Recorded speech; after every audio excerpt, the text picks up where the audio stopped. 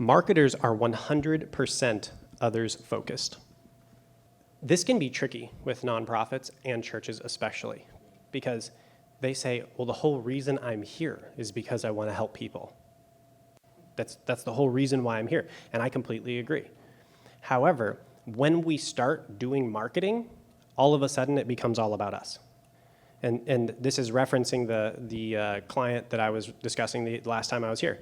And she says, well, yeah, I'm going into these nonprofit groups, and I'm saying, if all of you just gave $1, if you just gave $1 to me, I could feed all the children, right? And I said, you got kicked out of those groups, didn't you? How did you know? How did you know I got kicked out? Well, because you're requesting things of people. It's about you. And if it's about you and they're not winning, it looks like spam to them. It looks like you're asking them to lose.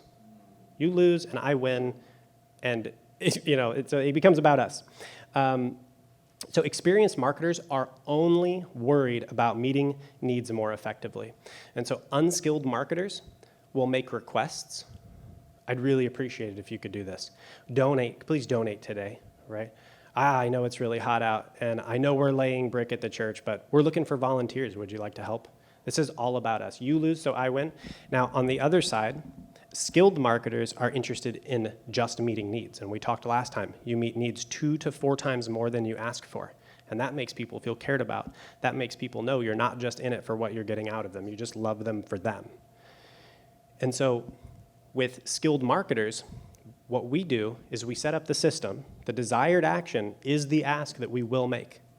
We set it up. We know where it is. We're going to be talking, Pastor Andrew's going to be talking about this afterwards. What is the call to action in your ministry? Each one of your ministry falls at a different place on the First Assembly strategy, and that determines what you ask people to do. You might be asking them to come to Encounter. You might be asking them to come to church. You might be asking them to become a missionary or to do School of Leaders or whatever it is. Your ministry has a specific one. Once you know what that is, you know that you're going to ask for it, and then you forget about it, and you just meet needs.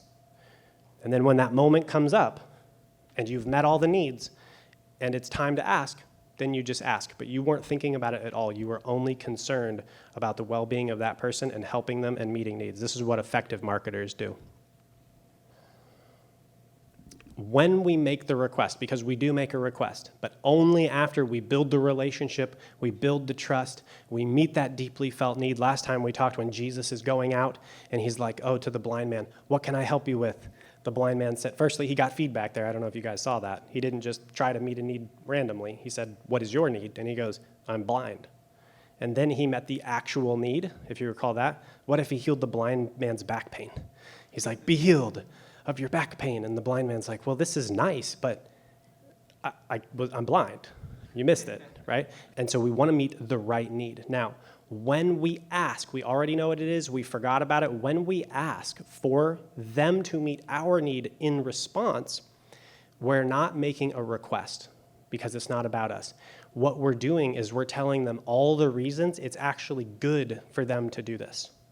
And this is how you sell it. This is how you do sales. If I am going to, I told you I worked in furniture sales. If I'm going to sell a couch for $10,000, I don't say, why don't you give me $10,000 and I'll give you a couch? $10,000 for a couch? Really? That's a lot. That seems like a lot. What you do is you say, this is the most comfortable couch. This couch has Tempur-Pedic material in it, trademarked, and it'll solve your back pain. And this couch will last for at least 10 years. So this is like just buying a cup of coffee every day. It's really not that much when you think about it. And you tell them all of the benefits. And by the end, this couch is awesome. It really is an awesome couch. Okay, it's $10,000. Let's go check it out.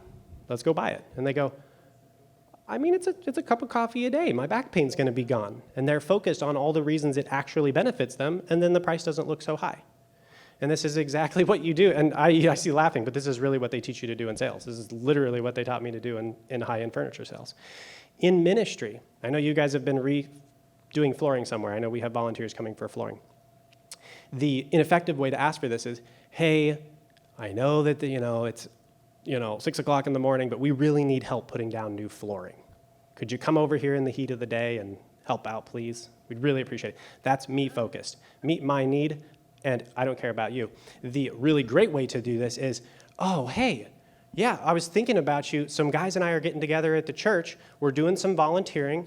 We're going to bring in pizza. We're going to, get manly. We're going to get some stuff done. We're going to have a good time. And then afterwards, we're going out.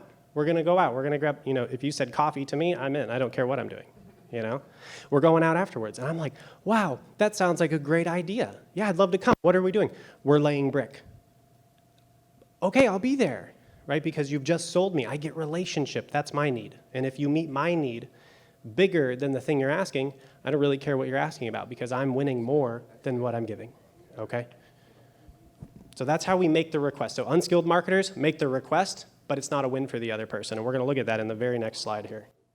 Don't stop now. We have tons of other videos for you to watch and learn how to reach more people more effectively. If you loved this video and you don't want to miss out on what we have coming up for you next, go ahead, hit that like button, subscribe to our channel, and ring the bell to keep up to date on our newest content. If you'd like to work with Clickmill personally, head on over to clickmill.co where you can learn more about our proven marketing strategies.